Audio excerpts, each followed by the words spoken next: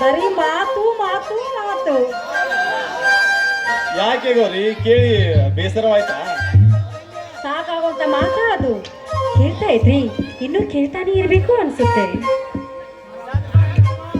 ಗೌರಿ, ನಾನು ಅಷ್ಟೊಂದು ಇಂಟ್ರೆಸ್ಟಿಂಗ್ ಆಗಿ ಮಾತಾಡ್ತೀನ? ಹೌದೌದು, ತುಂಟನಿಗೆ ಅಷ್ಟು ಗೊತ್ತಿಲ್ವಾ ನಿಮಗೆ? ಸರಿ ಸರಿ, ಅಲ್ಲಿ ಬಿಡಿ ನಾನು. ನಿಲ್ಲ ಇಲ್ಲಿ, ಅವನ್ನ ಎಬ್ಬಿಸ್ಬೇಡ. ನಿನಗೋಸ್ಕರ ಒಂದು ಹಾಡು ಹೇಳ್ತೀನಿ, ಕೇಳು. ನಡುರಾಗ ಕಡದರ ಕಡಿಲಿ ತರುತನ ಬಿಡುವುದಿಲ್ಲ, ಬಿಟ್ಟರ ಜಾತಿ ಮಗ ಅಲ್ಲ, ನಾ ತಿಳಿದಟ ಹಗಲಿಲ್ಲ, ನಿಮ್ಮ ಪಾದಾನಲ್ಲ, ಯಾರಂಜಿಕಿನ ನಡುರಾಗ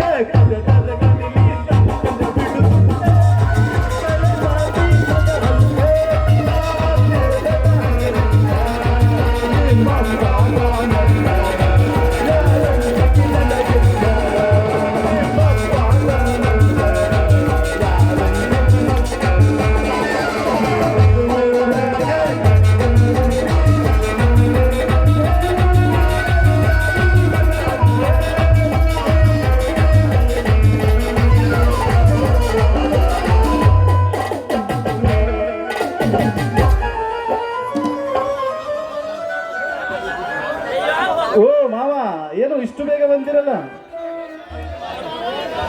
ನೋಡಪ್ಪ, ನಮ್ಮ ಮಾವ ನನ್ನ ಅಳಿಯ.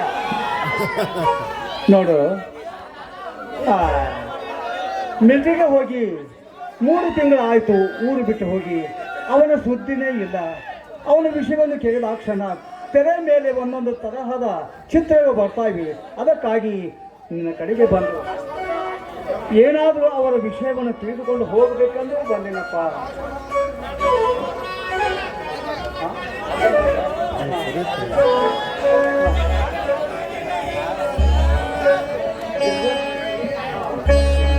ಗಿರಿಜಾ,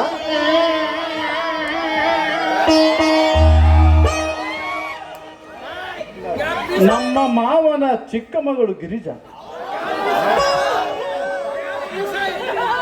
ಹೆಂಗದ? ಸರಿ, ನಮ್ಮ ತಮ್ಮಗೆ ಹಾಕಿದಳು, ನಾನು ಎಲ್ಲೋ ನಂಗಿಲ್ಲ. ಮಾವ, ಗಿರಿಜಾವನ್ನು ಕರೆದುಕೊಂಡು ಇಷ್ಟು ಬೇಗ ಬಂದಿರಲ್ಲ? ನೋಡು ಜಗದೀಶ, ತಮ್ಮ ಹೋಗಿ ಎಷ್ಟೋ ದಿವಸ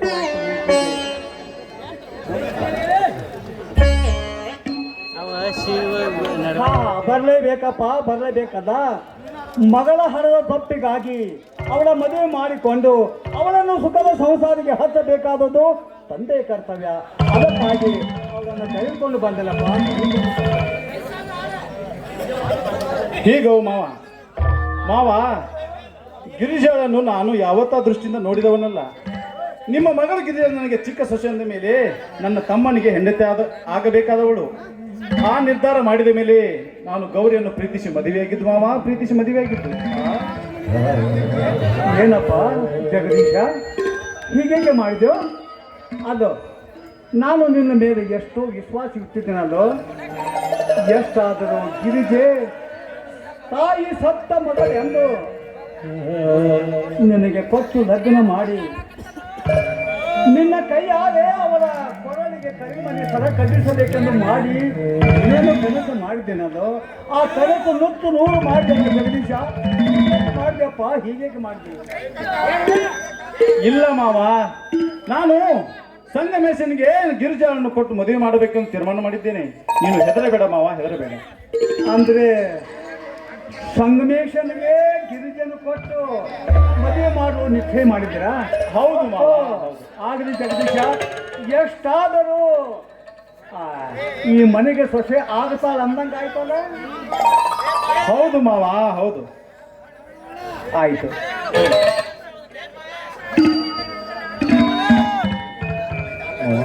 ಯಾಕೆ ಒಪ್ಪುವುದಿಲ್ಲ ಮಾವ, ಯಾಕೆ ಒಪ್ಪುವುದಿಲ್ಲ? ನಾವು ಮೊದಲು ಇಬ್ಬರು ವಿಚಾರ ಮಾಡಿ ಬಿಟ್ಟಿದ್ದೇವೆ. ತಾಯಿ ಸತ್ತ ತಂಗಿ ಮಕ್ಕಳನ್ನು ಬೆಳೆಸಿ ದೊಡ್ಡವರಾಗಿ ಮಾಡಿದೀಯಾ. ಮೇಲಾಗಿ ತಾಯಿ ಸತ್ತ ಮಗಳು ಗಿರಿಜಾ ನನ್ನ ಸೋದರ ಸೊಸೆ ಕೂಡ. ಅವಳಿಗೆ ಒಂದು ಬಾಳು ಕೊಡುವುದು ಆಗುದಿಲ್ಲ ಅಂದ್ರೆ ಹೇಗೆ ಮಾವ, ಹೇಗೆ? ನಿನ್ನ ಮಗಳನ್ನು ಕೂಡ ನನಗೆ ಮನಸ್ಸು ಮಾಡಿದೆಯೋ ಅಥವಾ ಇಲ್ಲವೋ? ನೋಡಪ್ಪ, ನಿನ್ನಂತ ಅಳಿಯನಿಗೆ ಮಗಳನ್ನು ಕೊಡದಿದ್ರೆ ಹೇಗಪ್ಪ, ಹೇಗೆ? ನೀವು ಇಬ್ಬರು ಕೂಡಿ ಸಂಸಾರ ಸುಖದಿಂದ ಸಾಗಿಸಿದ್ರೆ ಸಾಕಪ್ಪ, ಅದೇ ನನಗೆ ಸಂತೋಷ. ಅದಿರಲಿ ಮಾವ, ಈ ಚುನಕುಳಿಯನ್ನು ಒಂದು ಮಾತನ್ನು ಕೇಳಿ ಒಂದು ನಿರ್ಧಾರ ಮಾಡಿ ಮಾವ, ಒಂದು ನಿರ್ಧಾರ ಮಾಡಿ.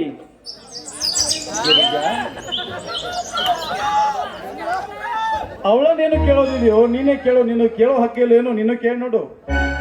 ಹೌದಣ್ಣ, ಸರಿ, ನಾನೇ ಕೇಳ್ತೀನಿ. ಏನೇ ಚುನಕುಳಿ, ನನ್ನ ಮದುವೆ ಆಗ್ತೀಯಾ? ಇಲ್ಲ, ನಾನು ಮದುವೆ ಆಗೋದಿಲ್ಲ. ಒತ್ತಾಯ ಮಾಡಬೇಡಿ ಮಾವ, ಒತ್ತಾಯ ಮಾಡಬೇಡಿ. ಒತ್ತಾಯ ಮಾಡಿದರೆ ಮದುವೆ ಏನು ಆಗುವುದಿಲ್ಲ ತಾನೇ? ಯಾಕಮ್ಮ ಹೀಗೆ ಮಾತನಾಡ್ತಾ ಇದ್ದೀಯಾ? ಏನದು?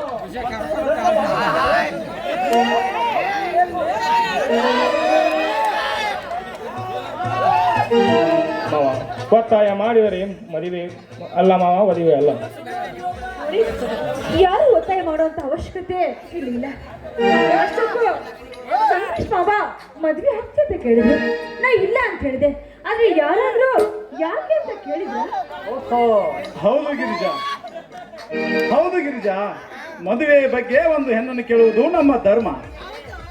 ನೋಡು ಗಿರಿಜಾ, ಅದು ಮೊದಲೇ ತಪ್ಪು ನನ್ನದು. ನಾನು ಯಾಕೆ ಹೀಗೆ